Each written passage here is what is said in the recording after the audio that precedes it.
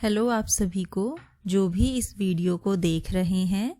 अगर आप सबको मेरे पढ़ाने का तरीका या समझाने का तरीका और ये वीडियो अच्छी लगती है तो प्लीज़ इसे लाइक और शेयर ज़रूर कीजिएगा। तो अब मैं आपका ज़्यादा समय ख़राब नहीं करूँगी और हम शुरू करते हैं पाठ 1 मछली उछली, जो कि आपकी पुस्तक गणित का जादू का है। तो शुरू करते हैं हम। गहरे समुद्र में देखो प्यारी सी रंगीन मछलियाँ तैरती शांति से। 3 पंक्तियों में कही गई इस कविता को हाइकू कहते हैं। प्रकृति के बारे में इस तरह की कविताएं जापान में लोगों को बहुत पसंद है। एक और हाइकू पढ़ें। तालाब शांत स्थिर मछली उछली और लौटी, तालाब लहरों से हिल गया। क्या तुम्हें कोई मछली रानी से संबंधित कविता याद है? तो आप लोगों ने भी अपने बचपन में या जब आप और छोटे होंगे आपने कोई मछली से संबंधित कोई कहानी या कविता सुनी है या पढ़ी है, तो आपको उसके बारे में पूछा गया है कि क्या आपको याद है। अगर नहीं तो एक कविता है जो कि वो तो सभी बच्चों ने सुनी भी होगी और याद भी वो सबको होती है। तो आप वो कविता है मछली जल की रानी है, जीवन उसका पानी है। ये सभी बच्चों को आती है। तो कुछ नहीं तो आपको ये तो याद ही होगा। अगर और कोई भी आपको कविता याद है तो वो आप उसको दोहराइए, आप पढ़िए, उसको देखिए, उसको गा सकते हैं आप अभी।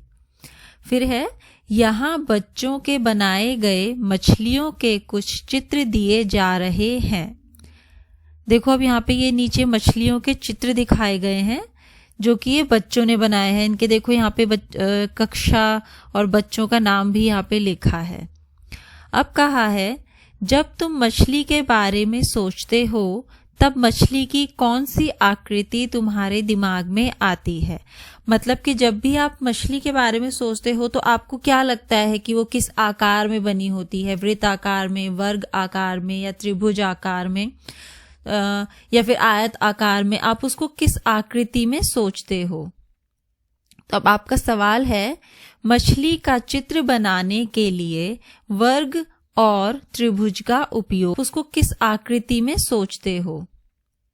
तो अब आपका सवाल है मछली का चित्र बनाने के लिए वर्ग और त्रिभुज का उपयोग करो। अब आपको क्या करना है, आपको एक मछली बनानी है। तो मछली बनाने के लिए लेकिन आपको 2 आकृति का प्रयोग करना है, एक तो वर्ग और दूसरा त्रिभुज। तो हम सबसे पहले एक कैसे बना सकते हैं, हम सबसे पहले एक वर्ग बनाएंगे। वर्ग बनाने के बाद हम एक छोटा त्रिभुज वर्ग के दाएं तरफ बनाएंगे और एक छोटा त्रिभुज हम वर्ग के बाएं तरफ बनाएंगे। वर्ग आपको पता ही है जिसमें कि 4 भुजाएं होती हैं, वो भी एक बराबर सारी होती हैं। और त्रिभुज के बारे में भी आपको पता है जिसमें कि जिसकी 3 भुजाएं होती हैं एक बराबर, उसको हम बोलते हैं त्रिभुज। तो अब हमें मछली बनानी है इन दोनों आकृति से। तो सबसे पहले एक वर्ग बनाना है जिसकी 4 भुजाएं बराबर हों। फिर उसके बाएं तरफ एक छोटा त्रिभुज बनाएंगे और दाएं तरफ भी एक छोटा त्रिभुज बनाएंगे। लेकिन त्रिभुज को आपको वर्ग से जोड़कर बनाना है, उससे अलग नहीं होना चाहिए, उससे उसको जोड़कर आप बनाएंगे।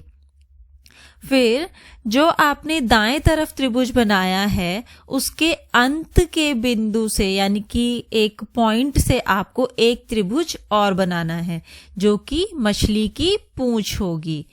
अब वर्ग के ऊपरी भुजा पे, ऊपरी सिरे पे आप एक छोटा सा त्रिभुज बनाएंगे और नीचे वाली भुजा पे भी एक छोटा सा त्रिभुज बनाएंगे जो कि मछली के पंख होंगे। तो अब हमने ये त्रिभुज और वर्ग आकृति को इस्तेमाल करके एक मछली बना दी। इसी तरह आपको भी अपना दिमाग लगाना है, सोचना है, समझना है कि इन 2 आकृति से आप कैसे मछली बना सकते हो और आप इससे मछली बनाएंगे। अब है अपने आसपास कपड़ों पर, चित्रों में, दरी आदि पर मछली के डिजाइन ढूंढो। अब अपने आसपास कोई भी आपको कपड़ा दिखता है, किताब दिखती है या पर्दा है, आपके वहां पे चद्दर है, किसी भी चीज पे आपको मछली के डिजाइन ढूंढने हैं।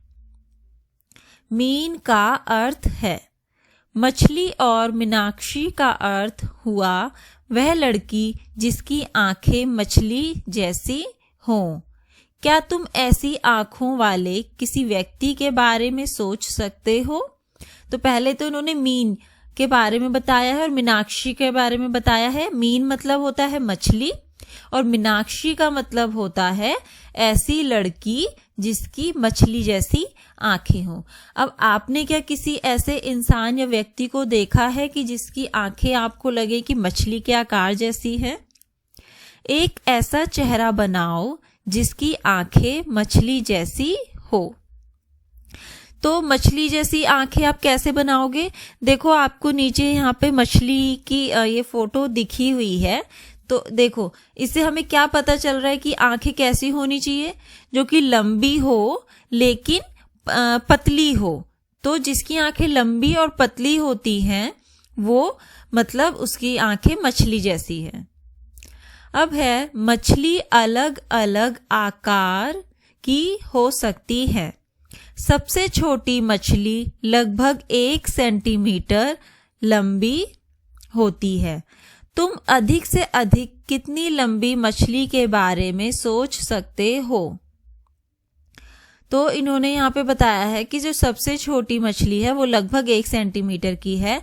अब तुम सबसे अधिक कितनी लंबी मछली के सोच सकते हो? तो अगर हमने सबसे बड़ी मछली की लंबाई सोची 2000 सेंटीमीटर, ठीक है, यानी कि हमने जो सबसे बड़ी मछली सोची है हमने सोचा कि उसकी लंबाई 2000 सेंटीमीटर है। अब पूछा है अगला सवाल, तुम्हारी बड़ी मछली सबसे छोटी मछली से कितने गुना लंबी है? तो जो सबसे छोटी मछली है उसकी लंबाई है 1 सेंटीमीटर और बड़ी मछली की लंबाई है 2000 सेंटीमीटर। तो आप देखोगे कि हमें अब जो है 1 सेंटीमीटर को हम कितने से गुना करें कि वो 2000 पे मतलब 2000 हो जाए। तो जब हम 2000 से गुना करेंगे 1 को तो हमारा 2000 आ जाएगा। तो इसका मतलब हुआ कि आपको पूछा है कि बड़ी मछली सबसे छोटी मछली से कितने गुना लंबी है।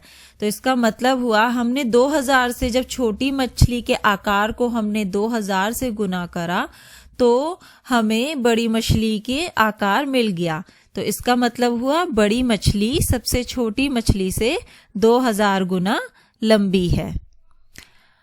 आगे सबसे बड़ी मछली व्हेल शार्क है, जो कि मतलब यह है कि समुद्र में बहुत सारी मछलियां होती हैं, आपने भी देखी भी होंगी और सुना भी होगा, लेकिन उन सब में सबसे बड़ी जो मछली है वो व्हेल शार्क होती है।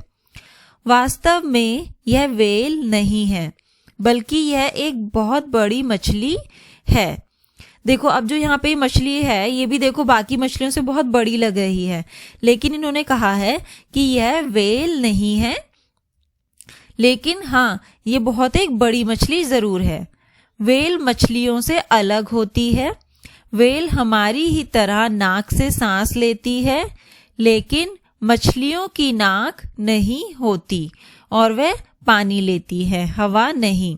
अब इन्होंने कहा है कि जो व्हेल है वो उसके पास नाक होती है और वो नाक से सांस लेती है, लेकिन जो बाकी मछलियां हैं उनकी नाक नहीं होती, वह हवा भी नहीं लेती है, वह पानी लेती है। व्हेल बच्चों को जन्म देती है लेकिन मछली अंडे देती है। अब जो व्हेल है वो जो है बच्चों को जन्म देती है, लेकिन जो बाकी मछलियां हैं वो अंडों को जन्म देती है। व्हेल शार्क बड़ी और खतरनाक दिखाई देती है पर किसी को नुकसान नहीं पहुंचाती। वह मनुष्य पर हमला नहीं करती। एक व्हेल शार्क 18 मीटर लंबी है। जरा सोचो यह कितनी लंबी होगी। तुम्हारी लंबाई के लगभग 12 बच्चों को एक के ऊपर एक खड़ा करने से मिलने वाली लंबाई।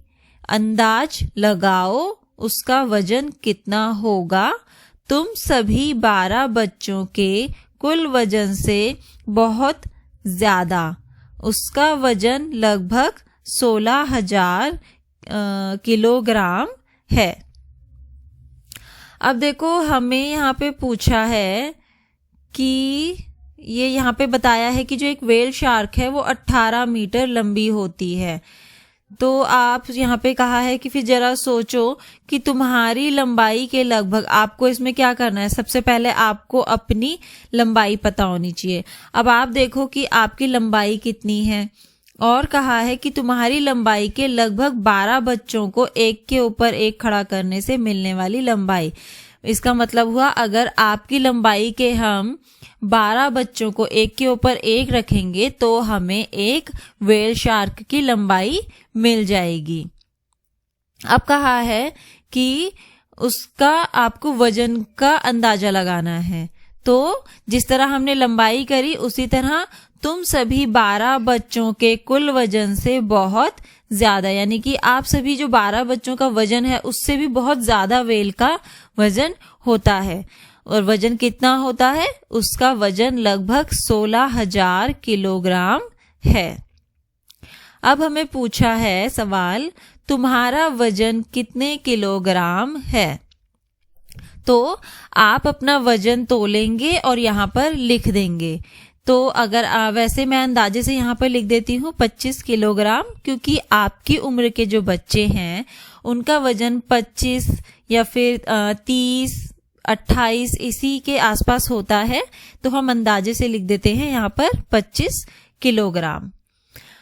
अगला सवाल है, तुम्हारी ही तरह के 12 बच्चों का कुल वजन लगभग कितना किलोग्राम होगा?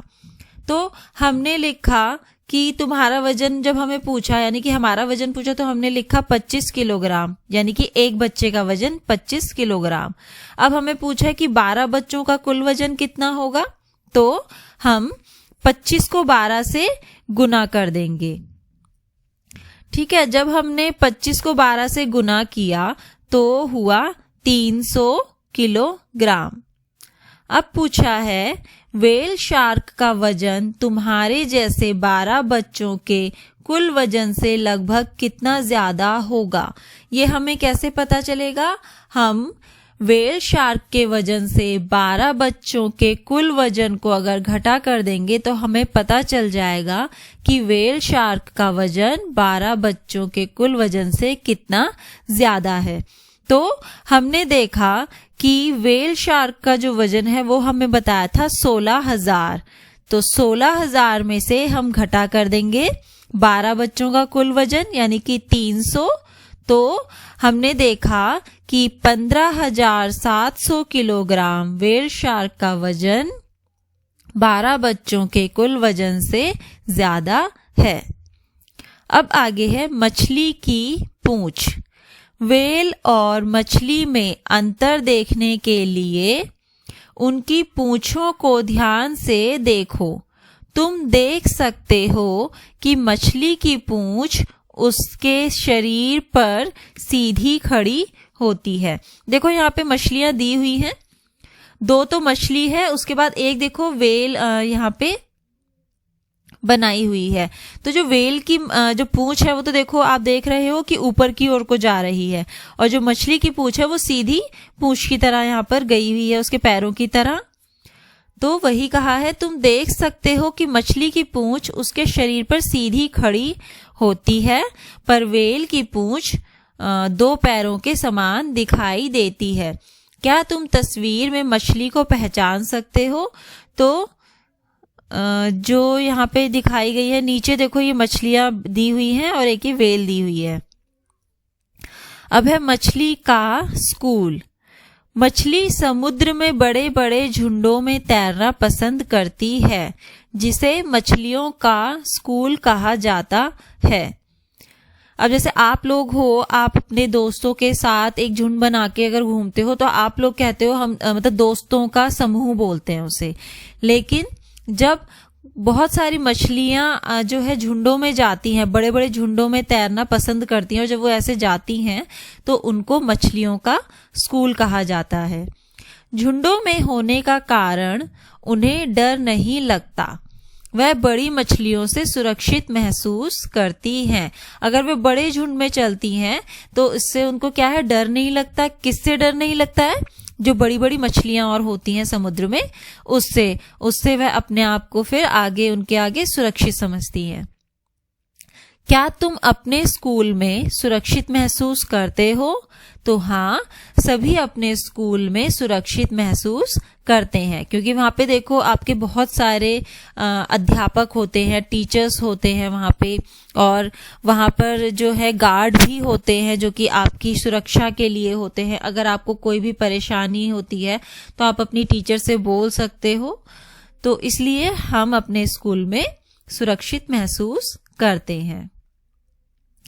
अब है बड़ी मछलियों को डराने के लिए कुछ छोटी मछलियां बहुत सारा पानी पीकर फूल जाती हैं और बड़ी दिखाई देती हैं। अब देखो यहाँ पे ये मछली की 3 फोटो दिखाई हुई है। सबसे पहले जो मछली है उसने क्या करा, पानी पिया, वो थोड़ी और फूल गई, फिर उसने और पानी पिया तो वो और ज्यादा फूल गई। तो वो पानी पीकर अपने आकार को बढ़ा लेती है। और क्यों बढ़ाती है? ताकि वो बड़ी मछलियों को डरा सके, इस वजह से। अब है, जिंसी ने मछली के चित्र बनाने के लिए नीचे दी गई आकृतियों का उपयोग किया। अब तुम भी इन आकृतियों का उपयोग नीचे दिए गए अलग अलग समुद्री जानवर बनाने के लिए करो। तो देखो यहाँ पे ये बहुत सारी आकृति दी हुई हैं। आयत है, आयत आकार है, और गोलाकार है, त्रिभुज है, और एक ये देखो चांद की तरह एक आकार दिया हुआ है, कोन का आकार दिया है। तो बहुत सारी ऐसी आकृति दी है जिसकी मदद से जिंसी ने क्या करा है, मछली के चित्र बनाए हैं। तो आप देख रहे हो ऊपर जिंसी ने कैसे चित्र बनाए हैं। अब आपको भी इसी तरह इन आकृतियों को उपयोग करके नीचे जो भी जानवर दिए हैं इनके आपने ये बनाने हैं आपको। अब देखो यहाँ पे नीचे कौन कौन से समुद्री जानवर दिए हैं।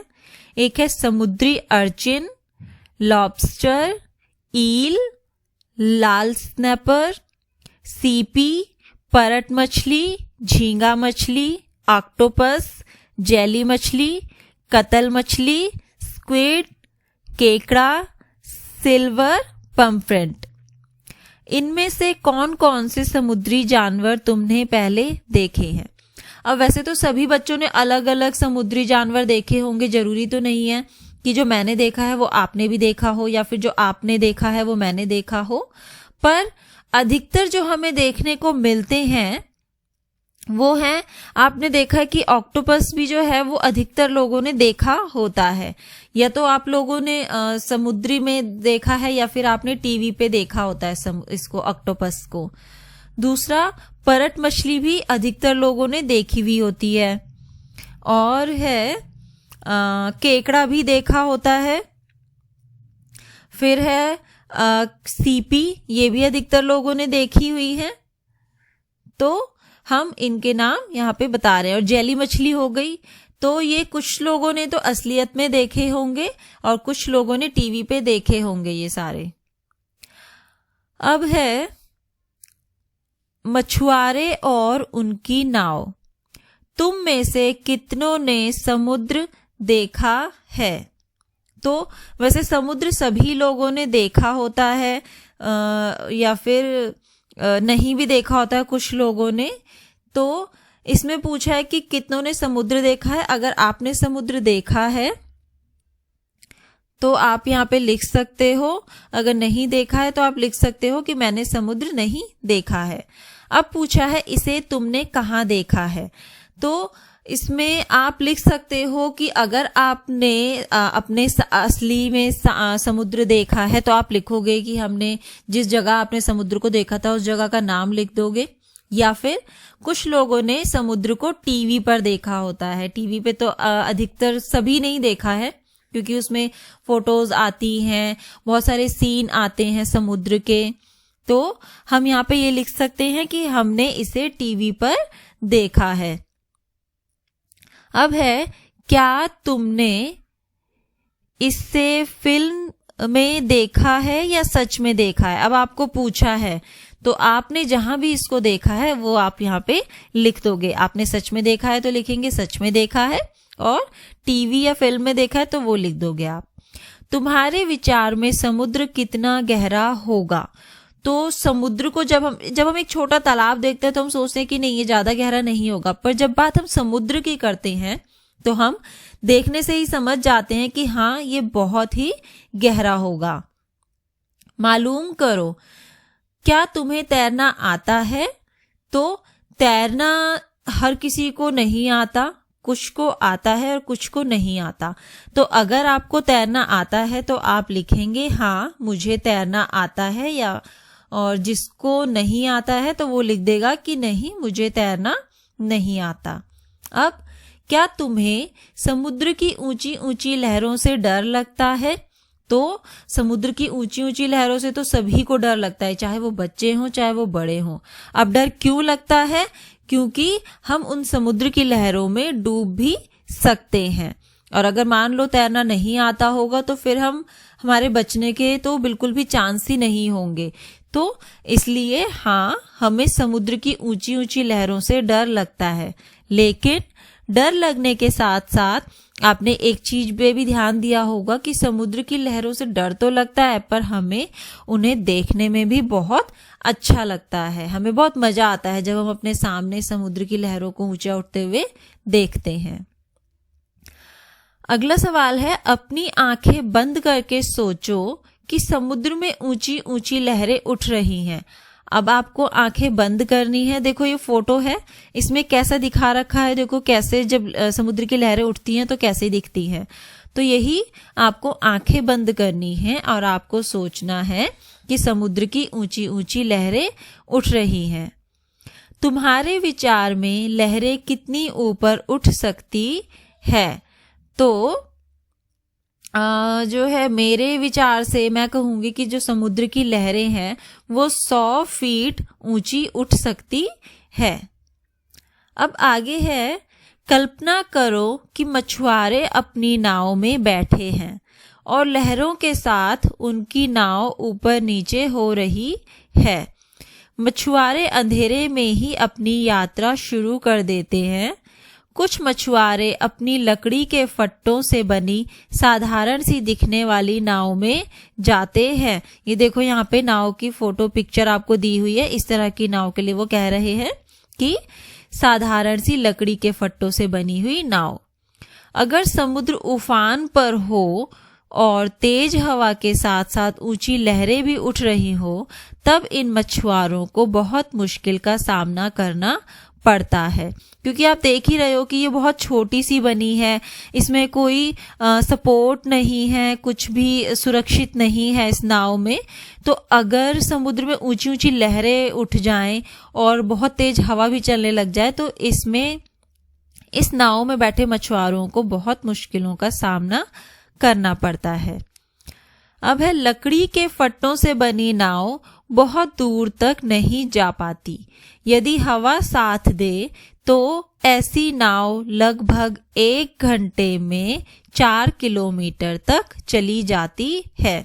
अब उन्होंने कहा है कि जो ऐसी लकड़ी के फट्टों से बनी हुई नाव होती है वो ज्यादा दूर तक नहीं जा पाती।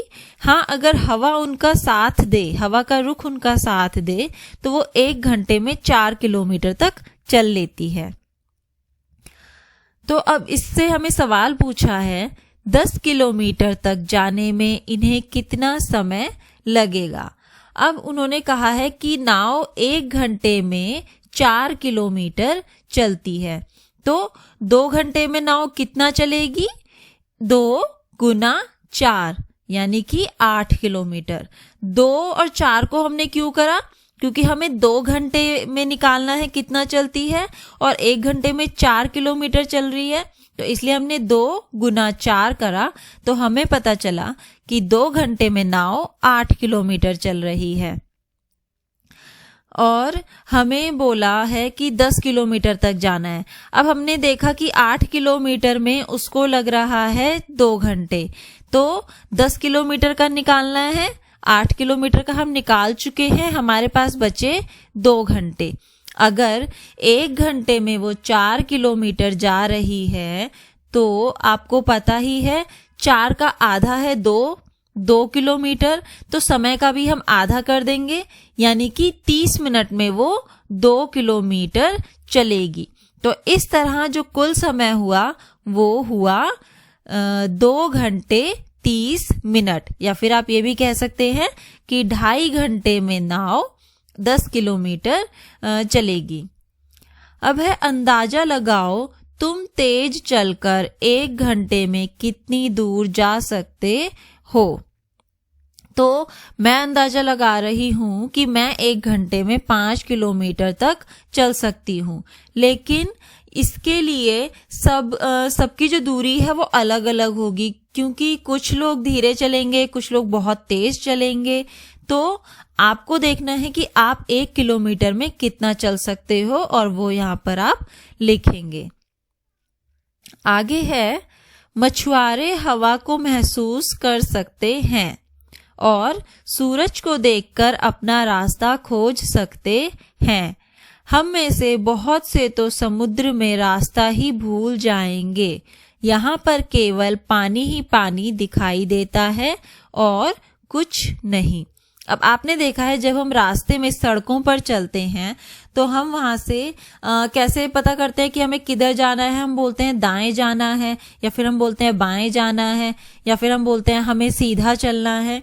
लेकिन जब आप समुद्र में हो तो समुद्र में ना तो हमें दाएं का पता चलता है ना बाएं का पता चलता है। वहां पे आप देखोगे कि चारों तरफ सिर्फ समुद्र ही समुद्र है, कोई रास्ता भी नहीं बना होता समुद्र में। लेकिन मछुआरे जो हैं वो हवा को महसूस कर लेते हैं और सूरज को देखकर अपना रास्ता खोज लेते हैं। पता करो, सूरज की ओर देखो और पता करो कि वह किस दिशा में उगता है। तो हम सभी को पता है कि सूरज जो है वो पूरब दिशा में उगता है और पश्चिम दिशा में ढलता है। अब आपको सवाल कहा है, तुम जहां कहीं भी हो देखो कि तुम्हारे पूर्व में कौन कौन सी मजेदार चीजें हैं। आपको क्या करना है, आप जहां पर भी खड़े हो वहां से आप देखें कि आपके पूर्व दिशा में कौन कौन सी चीजें हैं। अब चीजें जो भी है आपके वो आप यहाँ पर लिखोगे। अगर घर है तो घर लिखोगे, नदी है तो नदी लिखोगे, सड़क, दुकान, बाजार, जो भी आपके पूर्व दिशा में आपको चीजें दिखाई दे रही हैं वो आप यहाँ पर लिख देंगे। अब है, अपने पश्चिम की ओर दिखने वाली 2 चीजों के नाम लिखो। अब जिस तरह आपने पूरब में दिखने वाली चीजों के बारे में लिखा, उसी तरह आप अपने पश्चिम की ओर दिखने वाली 2 चीजों के नाम यहाँ पे लिखोगे। तो पश्चिम की ओर दिखने वाली चीजें भी आपके आसपास क्या है वो आप यहाँ पे लिखोगे, और वो चीजें कुछ भी हो सकती है, घर, रास्ता, सड़क, पार्क, नदी, बच्चे, पेड़, पार्क। तो जो भी आपको अपनी पश्चिम दिशा में दिख रहा है उसमें से 2 चीजों के आप यहाँ पर लिख दोगे। तो आज की कक्षा हम यहीं पर खत्म करते हैं और अपना पाम मछली को हम आगे अगली कक्षा में पूरा करेंगे। तो हम हमारा पाठ 1 मछली उछली को पूरा करते हैं। तो पढ़ना शुरू कीजिए आप लोग भी, और मैं भी पढ़ना शुरू करती हूँ। वाह कितनी मछलियाँ! समुद्र के अंदर मछुआरे उस जगह को ढूंढते हैं जहां उन्हें ज्यादा मछलियाँ मिल सके। वहां वे अपना जाल फैलाते हैं। उन्हें मछलियों को जाल में आने के लिए कई घंटों तक इंतजार करना पड़ता है।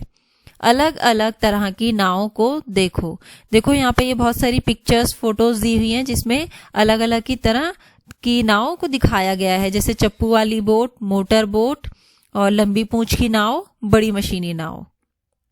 अब कुछ नावों में मोटर लगी होती है और वह समुद्र में बहुत दूर तक चली जाती है। समुद्र में दूर जाकर उन्हें ज्यादा मछलियां मिल जाती हैं। मोटर लगी नावें लगभग 20 किलोमीटर प्रति घंटे तक की चाल से चलती हैं।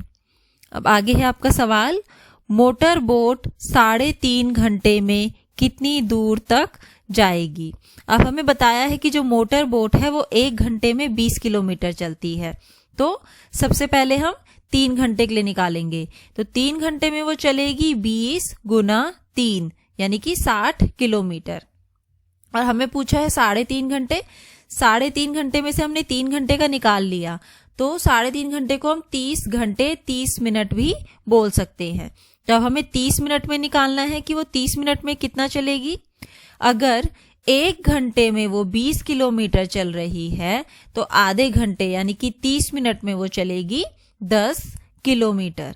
तो अब आप इनको जोड़ दोगे 60 किलोमीटर और 10 किलोमीटर को, यानी कि 3.5 घंटे में मोटर बोट चलेगी 70 किलोमीटर। अब अगला सवाल है, 85 किलोमीटर जाने में उन्हें कितना समय लगेगा? नाव 20 किलोमीटर चलने के लिए 1 घंटा लेती है। 1 घंटे को हम 60 मिनट भी बोल सकते हैं। तो अब अगर हम निकालें कि वो 1 किलोमीटर चलने में कितना समय लेती है, तो 60 को आप 20 से भाग कर दोगे तो समय निकलेगा 3 मिनट। अब जब हमें पता है कि 1 किलोमीटर चलने में मोटर बोट 3 मिनट का समय ले रही है, तो 85 किलोमीटर चलने के लिए वो समय लेगी 85 गुना 3, तो जो कि निकला 255 मिनट। अब 255 मिनट तो हमने लिख दिया, लेकिन इसको आप घंटे में कैसे लिखोगे? तो आपको पता है कि 1 घंटे में होते हैं 60 मिनट। जब हमने 60 को 4 से गुना किया तो हुआ 240 मिनट, लेकिन हमारे कुल मिनट निकले थे 255 मिनट। 255 मिनट को जब हमने 240 को हमने 255 मिनट से घटा किया तो बचे 15। तो इसका मतलब हुआ कि 4 घंटे 15 मिनट वो 85 किलोमीटर जो है समय लेगी। 4 घंटे 15 मिनट समय लेगी 85 किलोमीटर चलने के लिए। अब है, लेकिन अब मछुआरे बहुत चिंतित हैं क्योंकि इस मछली व्यापार में कुछ बड़ी बड़ी मशीन लगी हुई नावें आ गई हैं। वह समुद्र में बहुत दूर जाकर गहरे पानी में बड़े बड़े जाल डालते हैं। इस प्रकार वे बहुत सारी मछलियां पकड़ लेते हैं और समुद्र के किनारों पर बहुत कम मछलियां रह जाती हैं। यह नावें ज्यादा दिनों तक समुद्र में रह पाती हैं। यह बड़ी बड़ी मशीनी नावें उन छोटी छोटी मछलियों को भी पकड़ लेती हैं जिन्हें अभी बड़ा होना है। मछुआरे तो हमेशा मछलियों के बच्चों को जाल से बाहर निकालकर समुद्र में जाने देते हैं। वह जाल को इस तरह तैयार करते हैं कि केवल बड़ी मछलियां ही पकड़ी जाए। सैकड़ों साल से मछुआरे समुद्र और इसमें पलने वाली मछलियों की देखभाल करते आ रहे हैं। वह समुद्र से बहुत थोड़ी मछलियां ही खाने और बेचने के लिए निकालते हैं। उनका कहना है कि अगर मशीनी नावों द्वारा रोज हजारों किलोग्राम मछलियां समुद्र से निकाली जाएंगी तो वह दिन दूर नहीं जब एक भी मछली समुद्र में नहीं बचेगी। अब कहा है, नदियों और समुद्र में मछलियों पर बढ़ते हुए खतरों पर रिपोर्ट लिखो। अब यहाँ पे जो आपको बताया है कि समुद्र और मछलियों पे जो खतरा है उसके बारे में आपको बताना है। तो आपने अभी ऊपर पढ़ा कि अब मछलियां पकड़ने के लिए छोटे छोटे नाव के बदले या उनके स्थान पर बड़ी बड़ी मशीनों का प्रयोग होने लगा है। इन मशीनी नाव के प्रयोग से गहरे समुद्र की मछलियां भी पकड़ ली जाती हैं। इनके प्रयोग से वह छोटी मछलियां भी पकड़ ली जाती हैं जो कि अभी बड़ी भी नहीं हुई हैं पूरे तरीके से। जबकि जो नाव वाले जो छोटी नाव होती हैं, जो मछुआरे होते हैं, उनके जाल वो इस तरीके से बनाते हैं कि छोटी मछलियां पकड़ में ना आए और वो सिर्फ बड़ी मछलियों को ही पकड़ते हैं और थोड़ी संख्या में यानी कि थोड़ी मात्रा में ही मछलियों को वो पकड़ते हैं, जिनसे कि वो थोड़ी सी उनके खाने के लिए हो जाए और थोड़ी उनके बेचने के लिए हो जाए। अब ये जो बहुत अधिक मात्रा में मछलियां पकड़ी जा रही हैं, इससे क्या होगा?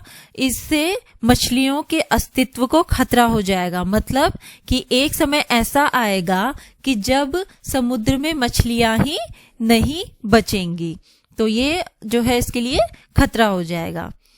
किस नाव में कितना आता है? लट्ठों की नाव एक चक्कर में लगभग 20 किलोग्राम मछलियां लाती हैं, लेकिन कुछ और तरह की नावें इससे ज्यादा मछलियां ला सकती हैं, जैसा कि तालिका में दिखाया गया है। तालिका में हर नाव की चाल को भी दिखाया गया है, ताकि यह पता चल सके कि हर नाव 1 घंटे में कितनी दूर जाती है। तालिका को देखो और पता करो। तो सबसे पहले अब हम क्या करते हैं, तालिका को देखते हैं। इसमें आप देख रहे हो कि 3 कॉलम दिए गए हैं। नाव का प्रकार, एक चक्कर में मछली पकड़ी, 1 घंटे में कितनी दूर जाती है। तो सबसे पहली नाव है लट्ठे की नाव, जो कि एक चक्कर में 20 किलोग्राम मछली पकड़ती है और वो 1 घंटे में 4 किलोमीटर की दूरी चलती है। फिर है लंबी पूंछ की नाव, जो एक चक्कर में 600 किलोग्राम मछली पकड़ती है और 1 घंटे में 12 किलोमीटर की दूरी चलती है। फिर है मोटर बोट, जो कि 800 किलोग्राम मछली पकड़ती है एक चक्कर में और 1 घंटे में 20 किलोमीटर चलती है। फिर है मशीनी नाव, जो एक चक्कर में 6000 किलोग्राम मछली पकड़ती है और 1 घंटे में 22 किलोमीटर चलती है। तो अब आपके सवाल हैं, हर तरह की नाव 7 चक्करों में कुल कितनी मछलियां लाएगी? तो सबसे पहले हम पढ़ेंगे लट्ठे वाली नाव के लिए। लट्ठे वाली नाव आपने देखा एक चक्कर में 20 किलोग्राम मछली पकड़ती है, तो 7 चक्कर में वो कितना पकड़ेगी? 20 गुना 7, तो जिसका जवाब होगा 140 किलोग्राम। अब है लंबी पूंछ की नाव, एक चक्कर में 600 किलोग्राम पकड़ती है मछली। अब हमें देखना है कि 7 चक्कर में वो कितनी मछली पकड़ेगी। तो 600 गुना 7, तो जिसका जवाब होगा 4200 किलोग्राम। अब है मोटर बोट। तो मोटर बोट एक चक्कर में 800 किलोग्राम मछली पकड़ती है, तो 7 चक्कर में वो कितना पकड़ेगी? 7 गुना 800, तो हो गया 5600 किलोग्राम। अब है मशीनी नाव। मशीनी नाव एक चक्कर में 6000 किलोग्राम मछली पकड़ती है, तो 7 चक्कर में वो पकड़ेगी 6000 गुना 7, यानी कि जवाब हुआ 42000 किलोग्राम मछली। अब इस तरह हमने सारी नाव का पता कर लिया कि वो 7 चक्करों में कितनी मछलियां लाएंगी। अब हमारा ख सवाल है, मोटर बोट 6 घंटे में कितनी दूर तक जा पाएगी? तो यहाँ पे बताया है तालिका में कि मोटर बोट 1 घंटे में जाती है 20 किलोमीटर। तो हमने देखा अगर वो 1 घंटे में 20 किलोमीटर जा रही है तो 6 घंटे में वो कितना जाएगी? 20 गुना 6, तो जवाब हुआ 120 किलोमीटर। अब अगला सवाल है, अगर लंबी पूंछ की नाव को 60 किलोमीटर जाना पड़े तो वह कितना समय लेगी? अभी हमने देखा कि जो लंबी पूंछ वाली नाव है वो 12 किलोमीटर जाने के लिए 1 घंटा ले रही है। यहाँ पे आपकी तालिका में दिया हुआ है। तो अब हम देखते हैं कि 12 किलोमीटर के लिए तो हमें दिया है 1 घंटा, तो वो 1 किलोमीटर चलने के लिए कितना समय लेती होगी? तो 1 किलोमीटर के लिए वो समय लेगी 1/12।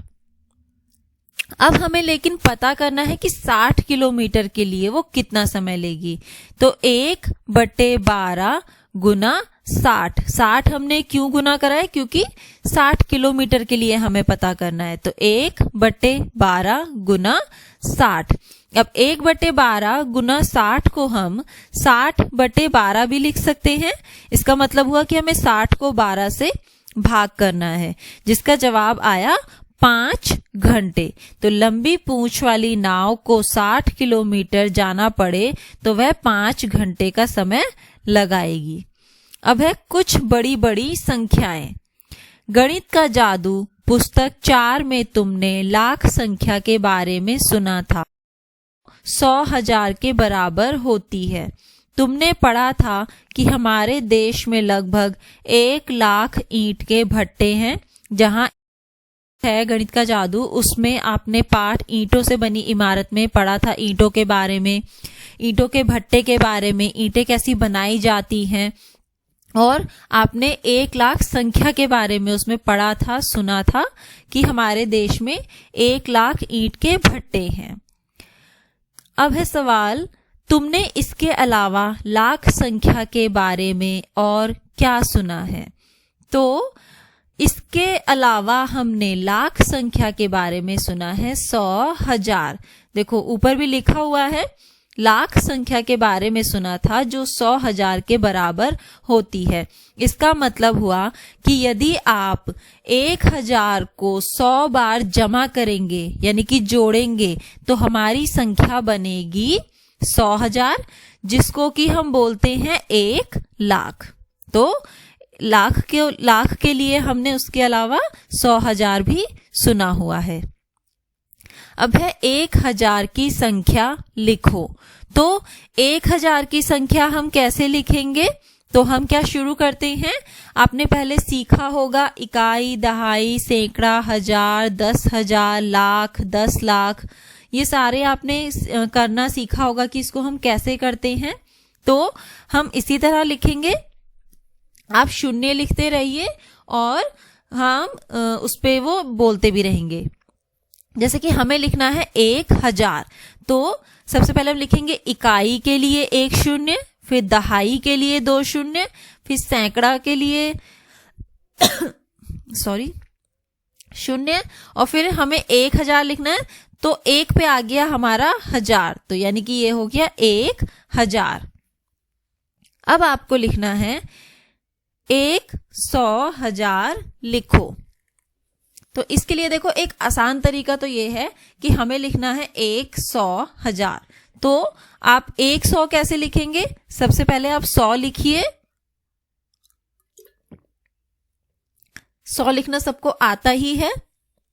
अब 100 के साथ हम लिख देंगे 1000 में जितनी जीरो आती हैं। आपने ऊपर देखा कि 1000 में 3 जीरो आती हैं, तो 100 और 3 जीरो, तो ये हमारा बन गया 100,000। दूसरा तरीका जो है इसको लिखने का है, हम लिखेंगे इकाई के लिए 1 शून्य, दहाई के लिए 0, फिर सैकड़ा के लिए 0, 1000 के लिए 0, फिर लाख के लिए 0, और लास्ट में हम लिखेंगे संख्या 1। हमें 1 लाख लिखना है तो हम लिख देंगे 1। तो इस तरह हमारी संख्या बन गई 1 लाख या फिर 100,000। अब आपको पूछा है कि 1 लाख की संख्या में कितने शून्य होंगे। तो आपने अभी इसमें पढ़ा है, आप इसमें शून्य गिनोगे तो आप देखोगे 1, 2, 3, 4, 5, यानी कि 1 लाख में 5 शून्य है। अब आपको पूछा है आसान है ना? तो हाँ, ये आसान ही है बहुत। अगर आप अच्छे से समझोगे, देखोगे तो ये संख्या बनाना आसान है।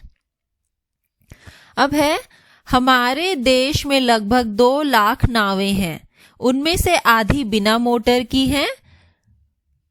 मोटर बोटों की संख्या कितनी होंगी लिखो। अब आपको दी है कुल नावों की संख्या 2 लाख और कहा है कि उसकी आधी जो है बिना मोटर की है। तो 2 लाख का आधा होता है 1 लाख। तो हमें पता चला कि बिना मोटर की नावों की संख्या हो गई 1 लाख। अब पूछा है मोटर बोटों की संख्या कितनी होंगी। तो अगर हम कुल नाव की संख्या में से बिना मोटर की नाव की संख्या को घटा कर देंगे, यानी कि 2 लाख घटा 1 लाख, तो हमारे पास जो जवाब आएगा वो होगी मोटर बोटों की संख्या। और हमने देखा कि हमारा जवाब है 1 लाख। अब है अगला सवाल, मोटर बोटों में से लगभग 1/4 बड़ी मशीनी नौकाएं हैं। मशीनी नौकाएं कितनी हजार हैं, कोशिश करो और बिना लिखे पता लगाओ। अब आपको क्या करना है, इसको पहले बिना लिखे आपको अपने दिमाग में ऐसे ही या फिर बोल के आप इसको हल करो। फिर उसके बाद जो संख्या आएगी उसको आप याद रखो। फिर कॉपी पे हल करने के बाद देखो कि आपके अंदाजे से हल करी हुई संख्या उसके बराबर है या नहीं। और इसको हम कैसे हल करेंगे, तो हमने देखा था कि मोटर बोटों की संख्या थी 1 लाख। अब कहा है जो मशीनी नौकाएं हैं वो मोटर बोटों की संख्या की 1/4 है। तो इसका मतलब हुआ 1 लाख गुना 1/4। तो इसको हल करके जो संख्या आई वो हुई 25,000। इसका मतलब हुआ मशीनी नौकाओं की संख्या है 25,000। अब शायद तुम सोच रहे होंगे कि आखिर कितने लोग हैं जिनकी जिंदगी मछलियों से जुड़ी हुई है। कुल मिलाकर लगभग 100 लाख मछुआरे हैं जो मछली पकड़ते हैं, उन्हें साफ करके बेचते हैं, जालों और नावों को बनाते और ठीक करते हैं आदि। इस बड़ी संख्या 100 लाख के लिए हमारे पास एक नाम है 1 करोड़। अब जैसे आपने ऊपर पढ़ा था कि जब हम 1000 को 100 बार जोड़ते हैं तो 100,000 बनता है और 100,000 को हम 1 लाख बोलते हैं। इसी तरह जब हम 1 लाख को 100 बार जोड़ते हैं या जमा करते हैं तो 100 लाख की संख्या बनती है, जिसको हम 1 करोड़ भी बोलते हैं। तुमने 1 करोड़ के बारे में कहाँ सुना? यह किसके लिए उपयोग में आता है? तो आपने 1 करोड़ की जो संख्या है वो बहुत ही बड़ी होती है। तो यह संख्या आपने अपने घरों या स्कूल में सुनी होगी। तो आप यहाँ पे यही लिखेंगे कि हमने 1 करोड़ के बारे में घर और स्कूल में सुना है। यह रुपयों और चीजों को गिनने के लिए प्रयोग होता है। अब कहा है 1 करोड़ लिखने की कोशिश करो, बहुत सारे शून्यों में उलझ मत जाना। अब कहा है कि आपको 1 करोड़ की संख्या लिखनी है, लेकिन इसमें बहुत सारे शून्य होंगे जिसमें कि आपको उलझना नहीं है, मतलब परेशान नहीं होना है। तो थोड़ा सा दिमाग लगाकर समझ के ध्यान से करेंगे तो आप ये लिख लेंगे। और ये हम संख्या कैसे लिखते हैं, तो उसी तरीके से आप लिखेंगे। इकाई के लिए 0, दहाई के लिए 0, सैकड़ा के लिए 0, 1000 के लिए 0, 10,000 के लिए 0, लाख के लिए 0, 10 लाख के लिए 0। अब हमें लास्ट में लिखना है 1। क्यों? क्योंकि हम 1 करोड़ लिख रहे हैं। और आप इसमें 0 गिनोगे और देखोगे तो 1 करोड़ में हमारे 7 शून्य लिखे हुए हैं। अब है मछली बाजार। क्या तुम कभी मछली बाजार गए हो? अगर हाँ तो तुम्हें पता होगा कि भीड़ और शोर से भरी जगह को मछली बाजार क्यों कहते हैं। आज मछली बाजार में बहुत चहल पहल है। क्यों? कुछ मछुआरों की नावें बहुत सारी मछलियां लाई हैं। मछुआरी ने चिल्ला चिल्ला कर कीमत बताकर खरीदारों को अपनी ओर बुला रही है। अब आप लोगों ने भी देखा होगा कि जब आप कभी किसी भीड़ वाली जगह पर जाते हैं जहां पर कि बहुत सारा शोर हो रहा होता है, आपको समझ नहीं आता, आपको आवाजें तो आती हैं लेकिन आपको समझ नहीं आ रहा होता कि क्या बोल रहे हैं, तो आप भी बोलते हो कि अरे ये तो बिल्कुल मछली बाजार की तरह लग रहा है। तो वो इसी वजह से बोला जाता है क्योंकि मछली बाजार में बहुत भीड़ होती है, वहां पे बहुत ही आवाजें हो रही होती हैं, बहुत शोर हो रहा होता है। आगे है मिनी। यहाँ आओ, यहाँ आओ, ये लो छोटी छोटी मछलियां, सार्डिन 40 रुपए किलो। फिर ग्रेसी, कभी इतना सस्ता नहीं मिलेगा, खरीदो स्वाड मछली 60 रुपए किलो। फिर है फिलोरमा, छोटी झींगा मछली 150 रुपए किलो बेचती है। फिर है कारूथम्मा, कारूथम्मा स्क्वीड 50 रुपए किलो बेचती है। देखो फाजिला कठिनाई से ही इस बड़ी मछली किंगफिश को उठा पा रही है। देखो ये साइड में ये फाजिला है जिन्होंने ये फिश उठा रखी है और इस फिश को किंगफिश बोलते हैं, जो कि बहुत बड़ी है और वो बहुत ही मुश्किल से उठा पा रही हैं। वह कहती है यह मछली 8 किलोग्राम की होगी, मैं इसे पूरे 1200 रुपए में बेचूंगी। अब वो कहती है जो पूरी मछली है वो 8 किलोग्राम में है और अगर कोई ये इस पूरी मछली को जो है 1200 रुपए में वो बेचेंगी। अब आगे है आपका अभ्यास का समय। तो सवाल 1 है, फाजिला ने बड़ी मछली किंगफिश को कितने रुपए प्रति किलोग्राम में बेचा। अब उसने जो पूरी 8 किलो की मछली है उसने उसको कहा कि वो 1200 रुपए में बेचेगी। अब अगर हम 1 किलो के लिए देखें कि 1 किलो अगर कोई खरीदना चाहे तो वो 1 किलो में कितने में पड़ेगी वो 1 किलो मछली उसको। तो हम यहाँ पे क्या करेंगे, जो फाजिला की मछली है उसकी कुल कीमत है 1200 रुपए और मछली का कुल वजन है 8 किलोग्राम। तो 1 किलो मछली का हम कीमत कैसे निकालेंगे, 1200 को हम 8 से भाग कर देंगे तो हल करने के बाद निकलेगा 150 रुपए। यानी कि अगर फाजिला उसको प्रति किलो के हिसाब से बेचना चाहे तो वह 150 रुपए प्रति किलो के कीमत से बेचेगी। फिर है सवाल 2, आज फिलोरमा 10 किलोग्राम झींगा मछली बेच चुकी है, उसे उसके लिए कितने पैसे मिले होंगे। तो उसमें जो है आपने देखा कि झींगा मछली की जो कीमत थी वो 150 रुपए के कीमत से वो बेच रही है। अब 1 किलो झींगा मछली की कीमत है 150 रुपए और उसने कुल जो है 10 किलोग्राम झींगा मछली बेची है।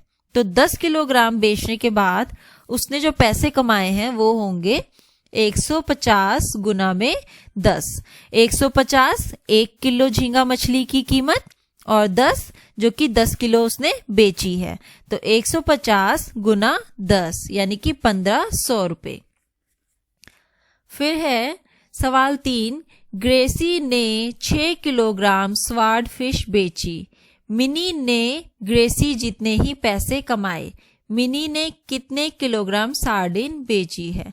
अब देखो ये सवाल थोड़ा सा घुमा के दिया हुआ है तो आप इसको ध्यान से पहले पढ़ोगे फिर इसको हल करोगे। तो हमें कहा है ग्रेसी ने 6 किलोग्राम स्वाड फिश बेची, तो 1 किलोग्राम स्वाड फिश की जो कीमत है वो है 60 रुपए और ग्रेसी ने बेची है 6 किलो। तो 6 किलो बेचने पर उसको कितनी कीमत मिली होगी, 60 गुना 6 हुए 360 रुपए।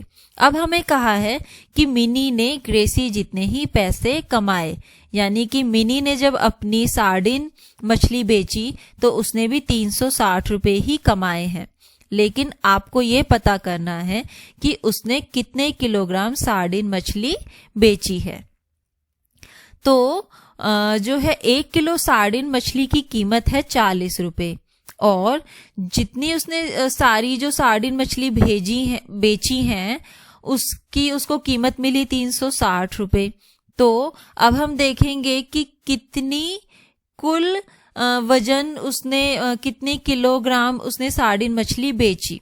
तो उसके लिए हम क्या करेंगे, कुल कीमत यानी कि 360 रुपए को 1 किलो सार्डिन मछली की कीमत यानी कि 40 रुपए से भाग कर देंगे, 360 भाग 40।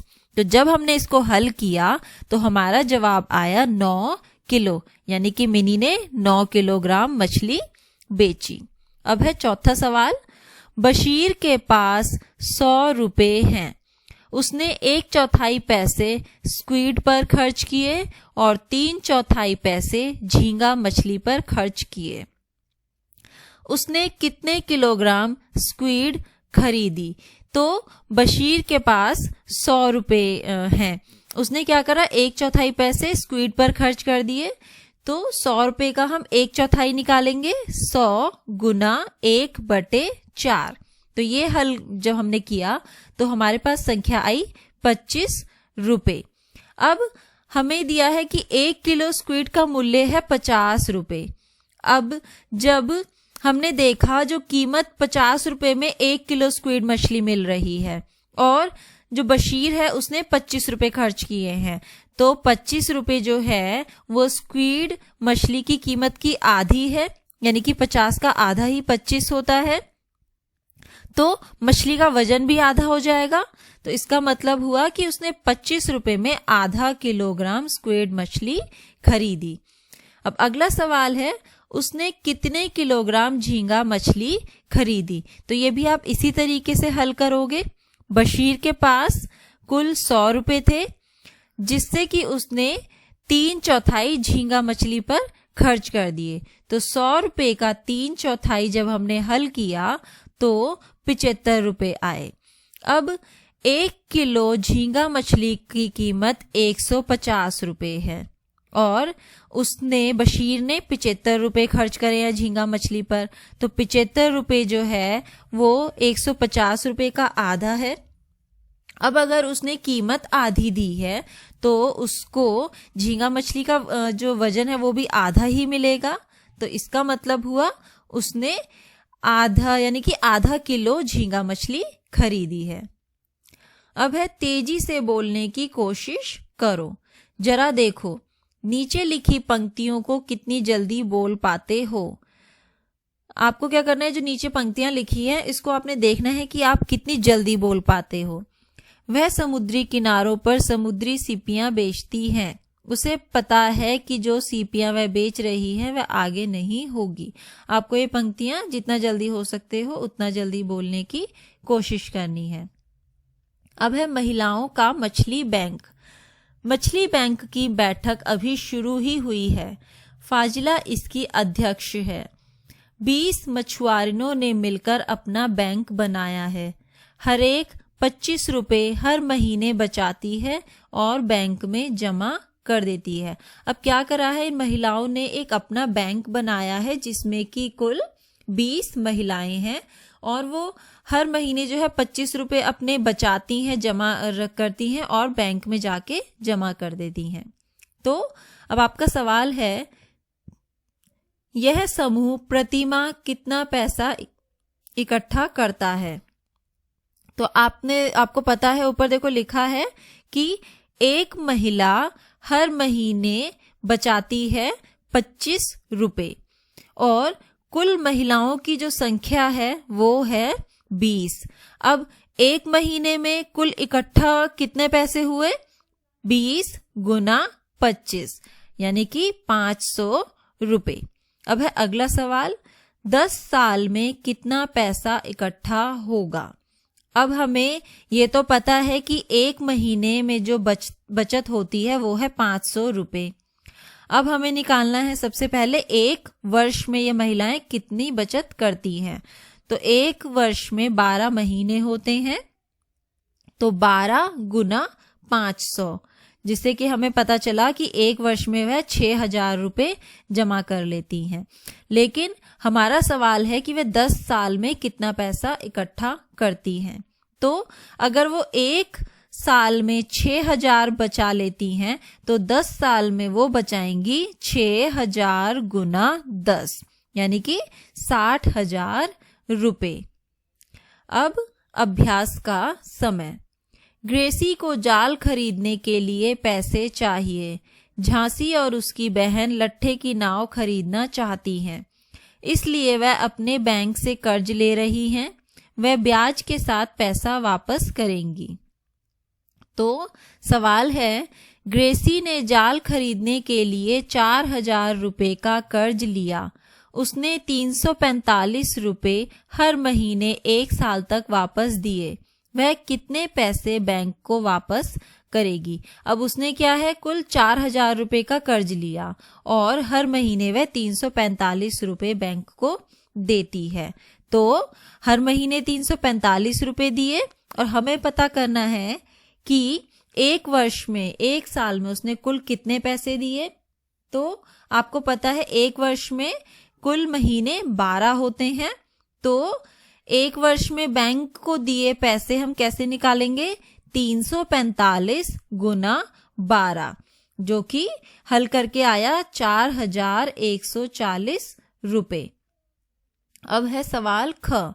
झांसी और उसकी बहन ने 21,000 रुपए का कर्ज लट्ठे की नाव को खरीदने के लिए लिया।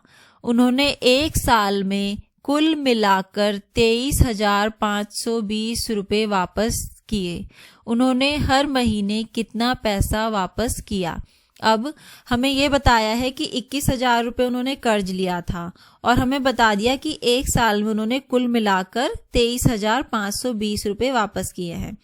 लेकिन हमें पता ये करना है कि एक महीने में, हर महीने वो कितने पैसे वापस देते थे।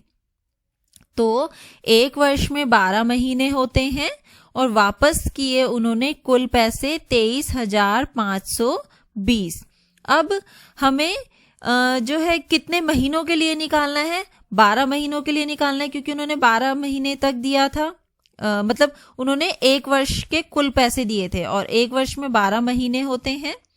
तो हर महीने यानी कि प्रति माह उन्होंने कितना पैसा दिया, हम ये निकालेंगे कुल पैसों से, यानी कि 23,520 को हम कुल महीनों से भाग कर देंगे, यानी कि 12 से।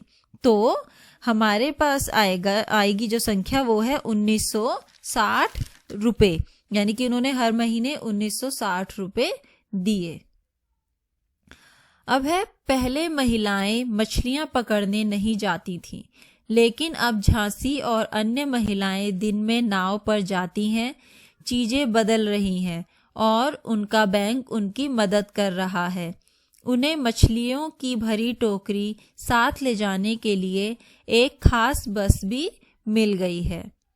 क्यों ना हम मछलियां सुखाने का नया कारखाना लगाएं। अब यहाँ पे देखो ये सारी औरतें मिलकर सोचती हैं कि मछलियां सुखाने का नया कारखाना लगाएं। मछली बैंक की मछुआरे मछली सुखाने का नया कारखाना शुरू करना चाहती हैं।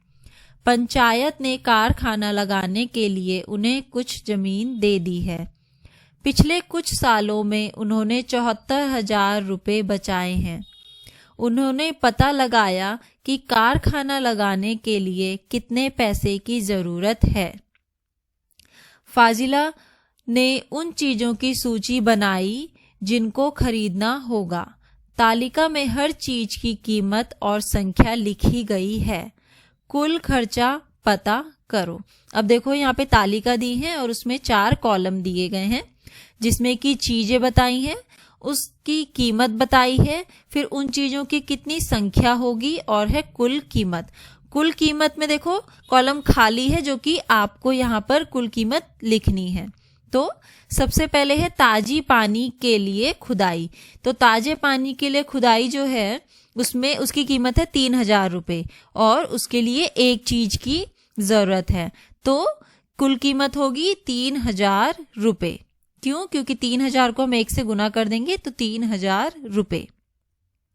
अब है मछली सुखाने के लिए बांस की अलमारियां। तो ये जो अलमारी है, तो एक अलमारी की कीमत है 2,000 रुपए, लेकिन उन्हें 20 अलमारियों की जरूरत है। तो कुल कीमत हो जाएगी 2,000 गुना 20 यानी कि 40,000 रुपए। अब है सीमेंट की टंकी। तो सीमेंट की टंकी की जो कीमत है वो है 1,000 रुपए और उनको 4 टंकियों की जरूरत है। यहाँ पे लिखा है चीजों की संख्या में 4, तो कुल कीमत हुई 1,000 गुना 4 यानी कि 4,000 रुपए। अब है ट्रे और चाकू, जिनकी कीमत है 300 रुपए और चीजों की संख्या है 20। तो कुल कीमत हुई 300 गुना 20 6,000 रुपए। अब है बाल्टी। तो बाल्टी की कीमत है 75 और चीजों की संख्या है 20, यानी कि जो बाल्टी की संख्या है वो 20 है। तो कुल कीमत होगी 75 गुना 20 यानी कि 1,500 रुपए। अब कारखाना लगाने की कुल कीमत क्या होगी? तो जितनी भी कुल कीमत है उनको हम जोड़ देंगे, यानी कि 3,000 जमा 40,000 जमा 4,000 जमा 6,000 जमा 1,500। तो कारखाना लगाने की कुल कीमत हुई 54,500। अब आगे कहा है, जब मछली सूख जाती है तो उसका वजन 1/3 रह जाता है। मतलब कि जब मछली है, जो ताजी मछली है, मान लीजिए अगर कोई ताजी मछली है वह 6 किलो की है, तो जब वो उसको सुखा देते हैं तो उसका वजन जो है वो सिर्फ 1/3 ही रह जाता है। तो 6 का 1/3 होगा 2, तो मतलब वो पहले 6 किलो की थी और जब उसको सुखा दिया तो वो सिर्फ 2 किलो की ही रह गई। तो वही कहा है, जितना भी ताजी मछली का वजन होता है वो सुखाने के बाद उस वजन की सिर्फ 1/3 1/3 ही रह जाती है। उन्होंने 1 महीने में 6,000 किलो ताजा मछली सुखाने का विचार किया। उन्हें 1 महीने में कितनी सूखी मछलियां मिलेंगी? अब देखो, उन्होंने सोचा है कि 6,000 किलो ताजा मछली, यानी कि जब मछली ताजा है तो उनका वजन है 6,000 किलोग्राम। तो अब कहा है कि जब वो सूख जाएंगी उन्हें कितनी सूखी मछली मिलेंगी? तो 6,000 गुना 1/3, तो मिलेंगी उन्हें 2,000 किलोग्राम। अब है, फिलोरमा सबसे पहले 6 किलोग्राम ताजा मछली के लिए गणना करे। तो नीचे देखो एक तालिका दी है जिसमें कि ताजी मछली खरीदी की कीमत दी है 15 रुपए प्रति किलोग्राम और हमने सूखी मछली बेची 70 रुपए प्रति किलोग्राम। यानी कि जब उन्होंने ताजी मछली खरीदी थी तो उन्होंने 15 रुपए की कीमत से खरीदी और जब उन्होंने सूखी मछली बेची तो 70 रुपए प्रति किलोग्राम से बेची। अब आगे कहा है, 6 किलोग्राम ताजा मछली सुखाकर हमें मिलती है कितने किलोग्राम? तो अभी आपको बताया था कि जितने वजन ताजी मछली का होता है वो उसका 1/3 1/3 ही सूख कर रह जाती है। तो 6 गुना 1/3 यानी कि 2 किलोग्राम सूखी मछली।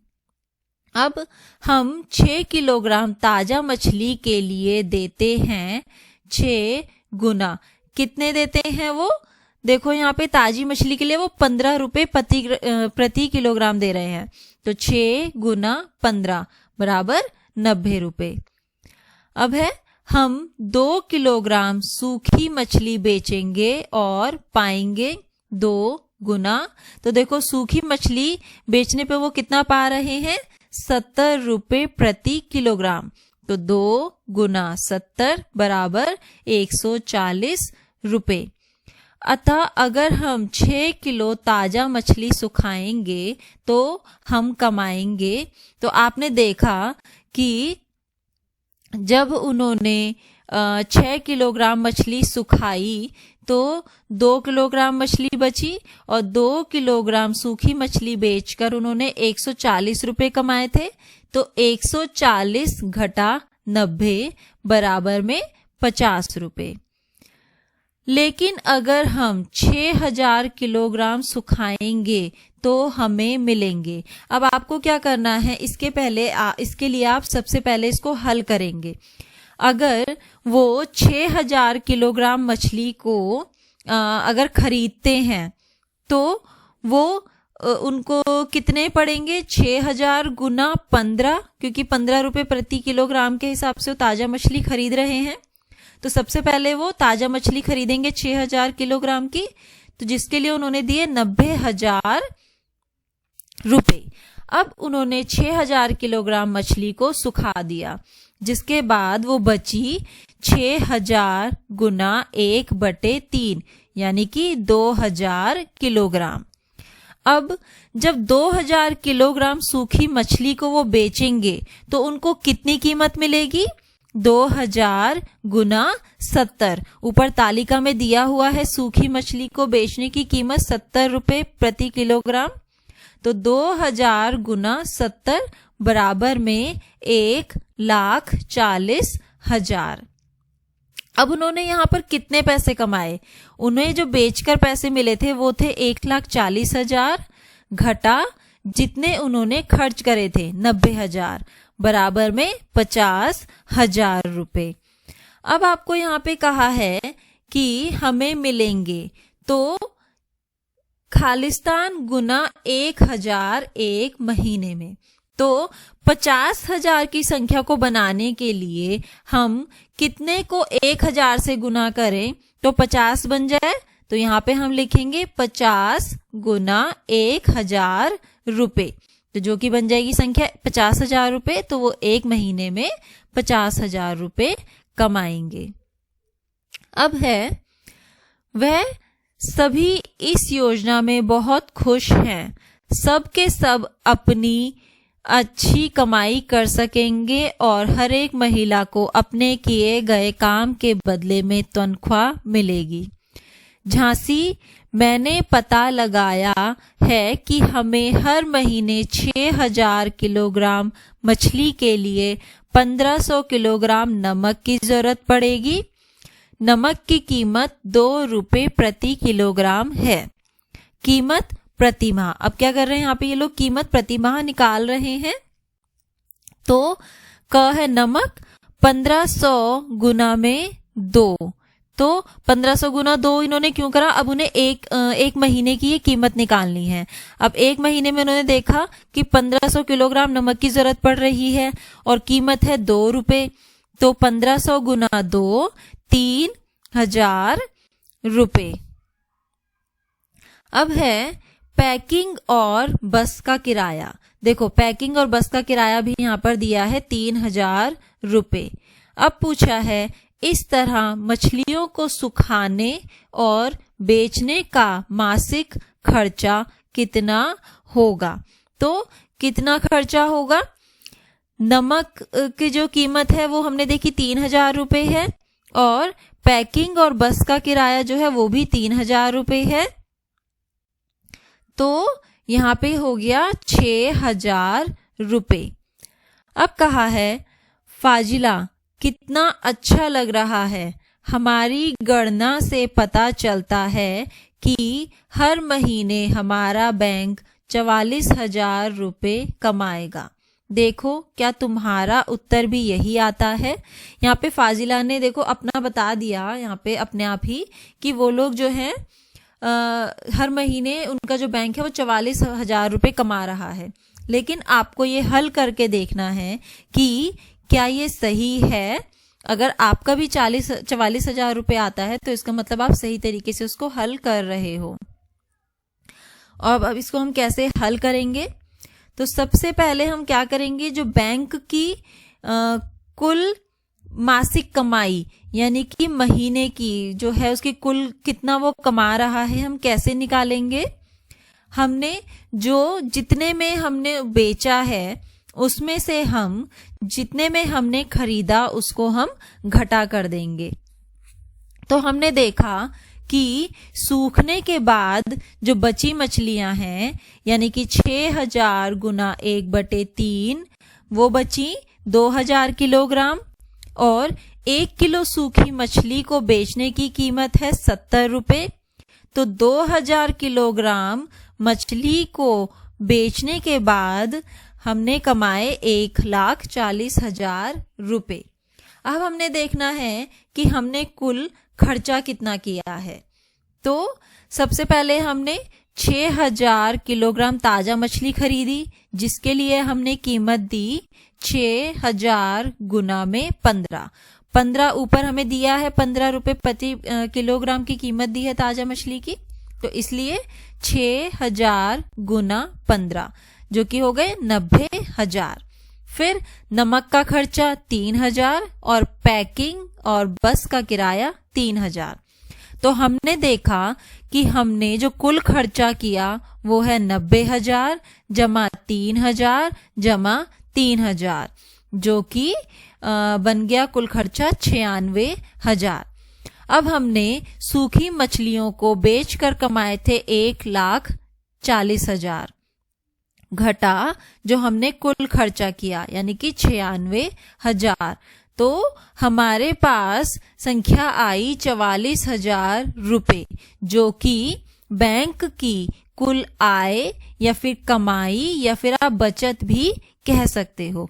तो हमने देखा हमारा उत्तर भी यही आ रहा है जो कि फाजिला ने बताया कि वो हर महीने उनका बैंक 44,000 रुपए कमाएगा, और हमने भी हल करके 44,000 ही निकाला है। अब है पता करो मछुआरों के गीत बहुत सुंदर होते हैं, इन गानों के बोल और धुन के बारे में पता करो। तो जो मछुआरे होते हैं उनके गीत और उनके बोल के बारे में ये कार्य आपके लिए है, आपको ये पता करना है। बहुत ही सुंदर होते हैं उनके गीत और उनके बोल भी। तो आज ये हमारा पाठ मछली जो है हमारा खत्म होता है, जो कि बहुत ही अच्छा और मजेदार पाठ था। बहुत ही मजा आया इसको पढ़ने में। तो इसको आप अच्छे से दोहराइएगा, पढ़िएगा और समझिएगा। तो मिलते हैं हम लोग अगली कक्षा में।